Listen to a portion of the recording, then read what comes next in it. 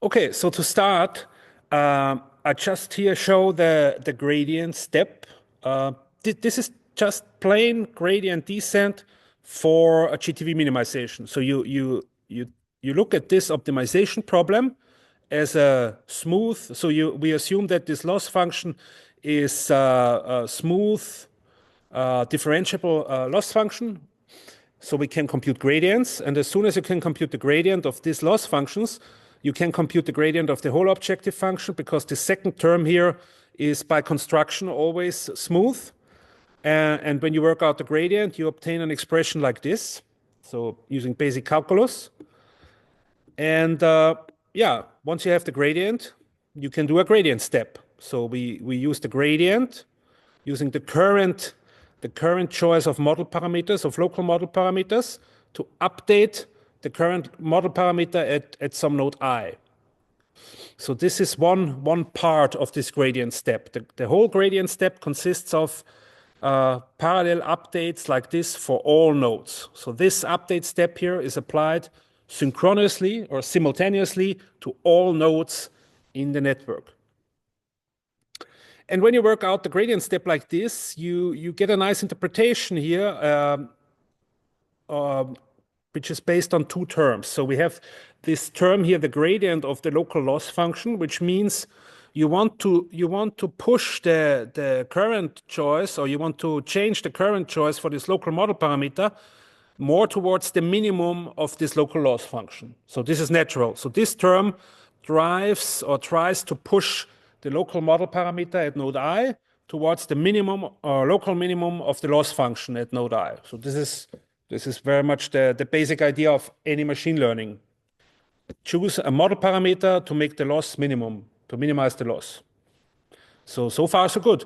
But why could this be not enough? This principle? Well, this loss function might not carry sufficient information, statistical information, because it might be computed from a too small sample size. So just minimizing this loss function is not sufficient, or doesn't provide sufficient information to avoid overfitting. So here's then when the second term kicks in, this helps us or this provides more information. In particular, this provides information from the neighbors. So the second term ensures that you learn model parameters that are not too different from the neighbor's model parameters. So this second term here drives the agreement of local model parameters over well-connected nodes in the network. And in some sense here, this term is equivalent to pooling local data sets from the neighbors, but in a privacy-friendly way. So instead of having node I asking all its neighbors, so the set of neighbors is this calligraphic n superscript I, this is the set of neighbors of node I. Instead of pooling all the local data sets at these neighbors to help node I to get a better gradient step, we use this term here. We use this coupling term, which involves only the local model parameters. So the only thing we share between neighbors are the current model parameters. And of course, these typically carry information about the local data set. So you will have inevitably you will have a leakage of information, but often you can choose these model parameters, or these model parameters don't leak too much information about very specific properties of the local data set. For example, a local data set containing healthcare information, my healthcare information, and my latest blood pressure values. So this is one very small aspect of a local data set that has a tiny little bit of influence, or might have a tiny little bit of influence on these model parameters, but not too much. So here this second term is the privacy-friendly way to share information among neighbors in this federated learning network. Okay, and yeah, this term here, this alpha times the edge weight, this steers the balance or provides the trade-off between these two effects. So if alpha times the edge weight is very small, so here's actually a typo, this should be I prime. If this product here is very small, then there is little coordination or cooperation between neighbors, and it's mainly this federated learning algorithm mainly does independent model training for each node. And the larger you make this alpha, the larger you choose the alpha, the more you couple the training over neighbors or at neighboring nodes. And at some point, when you choose alpha very, very large, this second term here dominates and ensures that you end up with the same model parameters or almost or nearly the same model parameters at all nodes. Okay, any questions at this point?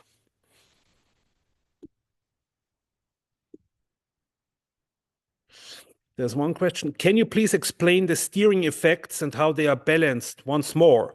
So this gradient step here consists of, or the gradient update consists of two components. The first component is the gradient of the local loss function.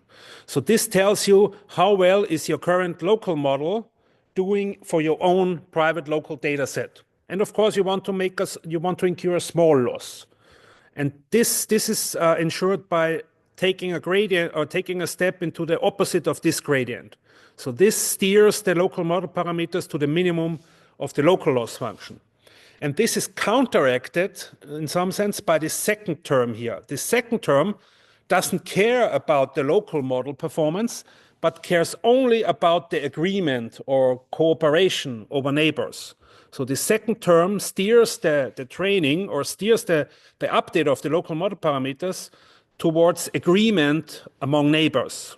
So when if we would not have this second term, we wouldn't care how much neighboring model parameters differ. But since we have this term here, we do not tolerate that the model parameters at neighboring nodes are very different.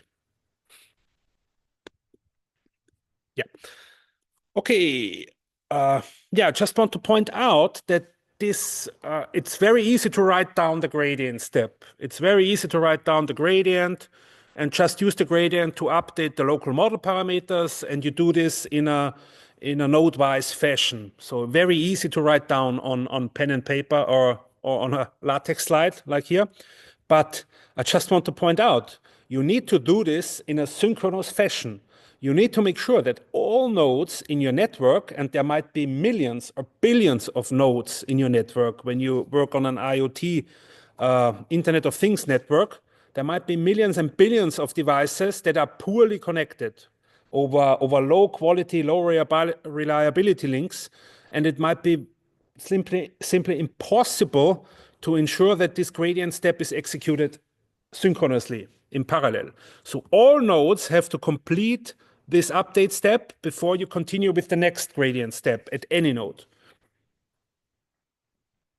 Yeah, I have illustrated here also this message passing implementation because this gradient step at node I needs also information from its neighbors. So you cannot compute the gradient step at one node without exchanging information with your neighbors, because you need those for the second term. So you need to always, before you do the gradient step, you need to exchange the current model parameters at each node with or among its neighbors. So each node has to send its has to broadcast its current local model parameters to all its neighbors. So in this simple case, there's only one neighbor of node I, which is node I prime. And on the other hand, node I prime needs to submit its local model parameters to its neighbor, which is node I. And after these nodes have exchanged their model parameters, every node does this update step, can do this update step simultaneously. And then the next iteration begins. So you share the new model parameters with your neighbors and do the gradient step again, and so on and so forth.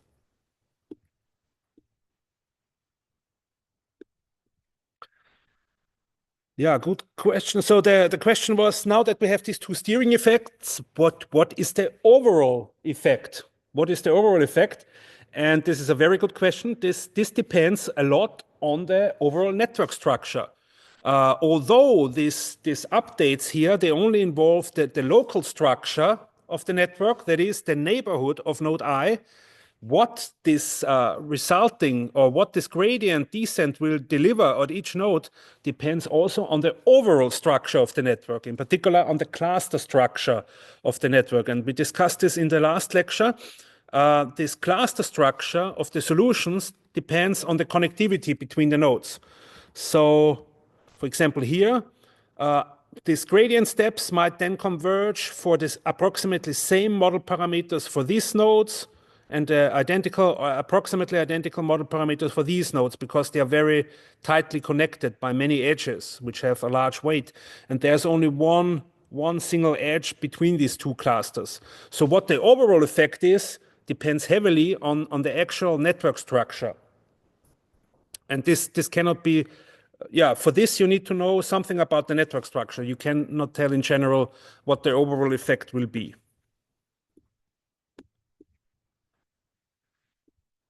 Okay.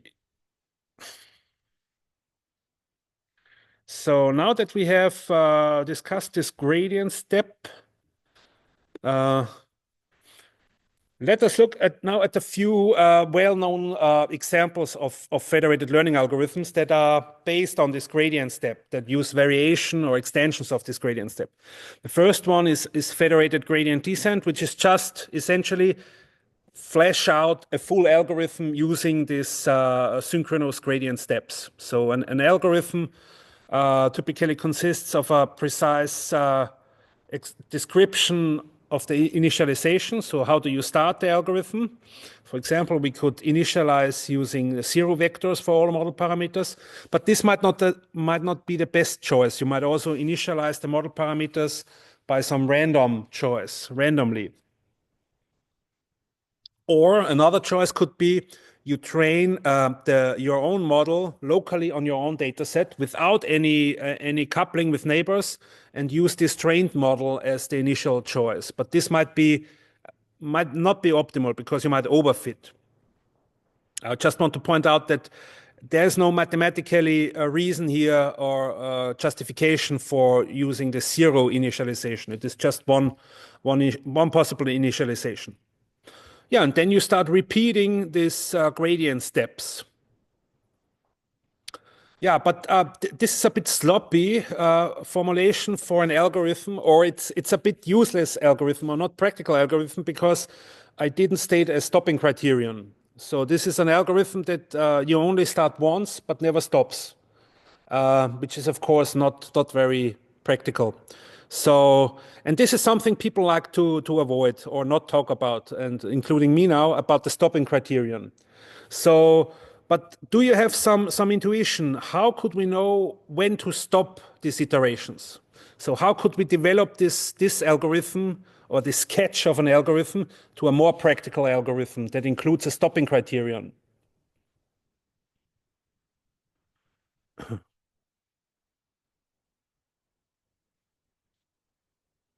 What are possible stopping criteria for gradient methods or gradient descent methods?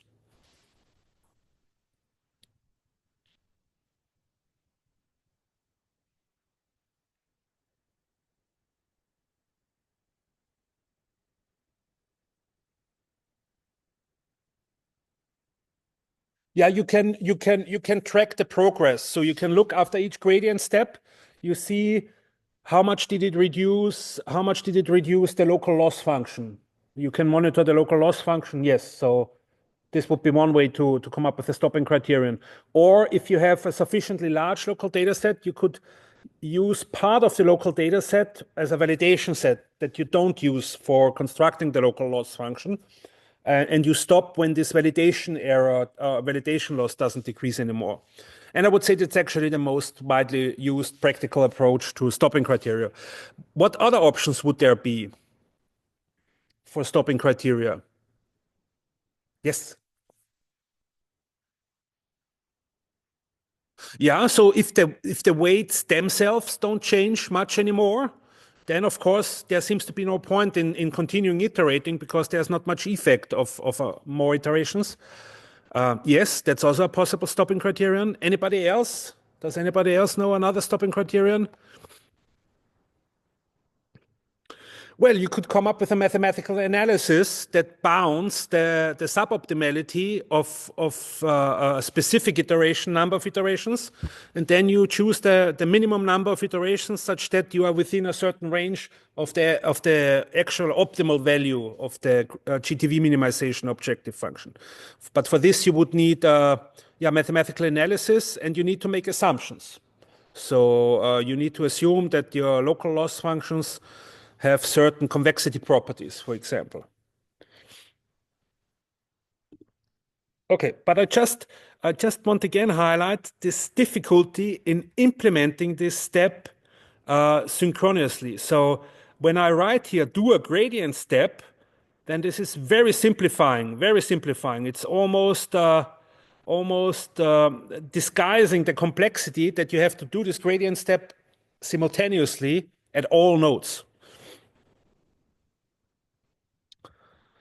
So I have prepared a little demo, so you can find this demo when you click on this link. You find the demo on my GitHub repository. There's also a small markdown which explains the overall setting.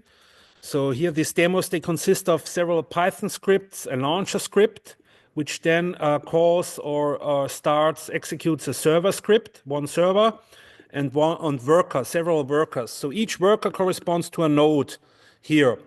And why all of a sudden we need a server? I was talking about distributed optimization algorithms. Why do you need a server? Well, one reason why we would need a server is to provide a clock.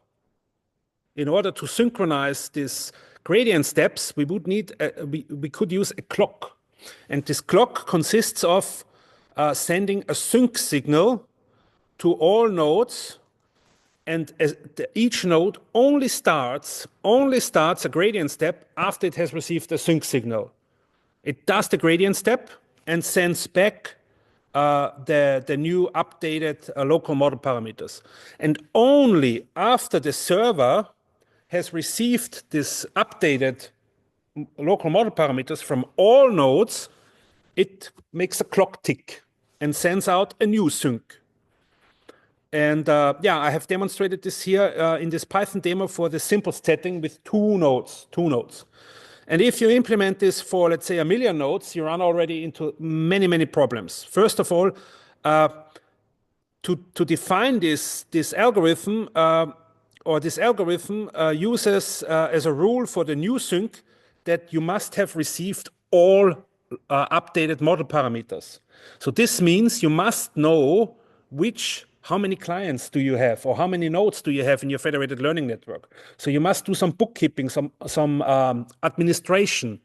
Each node needs to register at the server and say, hello, I'm here, I want to also contribute contribute to this federated learning algorithm. And this might be very unpractical. So sometimes you might enjoy way more casual systems where there's no central server that has a user database or a list of all nodes that are part of the federated learning network. There's a question on the chat. What happens if the sync signal does not reach the clients? In general, what happens if any signal does not reach its destination? Very good point. So in my simple demo, as soon as one of these sync signals, or if any of these updates of the model parameters fails, the whole algorithm breaks down. So this is not something we can put into production soon or sell on an app store. And this should also illustrate you how challenging this is to turn this innocent-looking update rule here, this gradient step, which looks very simple mathematically, into a practical algorithm. You need to think of all these nitty-gritty details. For example, what happens if this sync signal, for some reason, fails to be delivered. So for some reason, the sync signal is sent out by the server but never reaches this node. This means that this node, I = 1, will never continue with another gradient step, and in turn will never send back another update, which in turn means that the server will wait indefinitely for the clock tick because it doesn't get this update from node 1 anymore. So this we should avoid.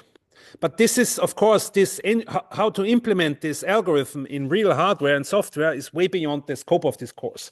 So I guess at least here at Alto we have courses like mobile computing or app design where you will learn this.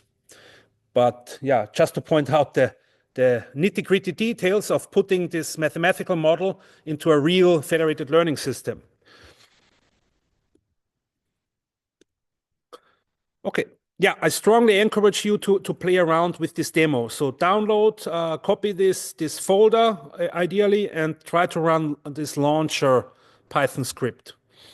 And you then see these status messages, basically the sync signals and these updates of the local model parameters are printed out in the Python console. Okay. Yeah, just I want to point out here this variant, Federated Stochastic Gradient Descent, which is just a little variation of Federated Gradient Descent, in the sense that instead of gradients, instead of this gradient, we use estimations for the gradient, because computing the gradient might require, for example, in a linear regression setting, to compute sums like this here. And this sum might involve a lot of data points. And even if there are not so many data points, but the computation itself might be costly, because the device might be a small Raspberry Pi computer, and these feature vectors might be vectors of an image, including millions of entries. So actually computing this sum for a small number of data points might be challenging. And also the accessing these data points might be challenging, because this would require this Raspberry Pi to read in weather measurements from a weather sensor it is attached to. And for this and other reasons, it might be useful to use approximations of the gradient. So instead of the gradient that we use here in this gradient step, we use an approximation. And one way to compute an approximation is if you use a randomly chosen subset of data points in the training set, or a batch. So we call this a batch in stochastic gradient descent. And yeah, you just replace this sum in the gradient computation by a sum over this random subset or batch. And voila, you get federated stochastic gradient descent. So not much of additional challenge here. Okay, any question at this point?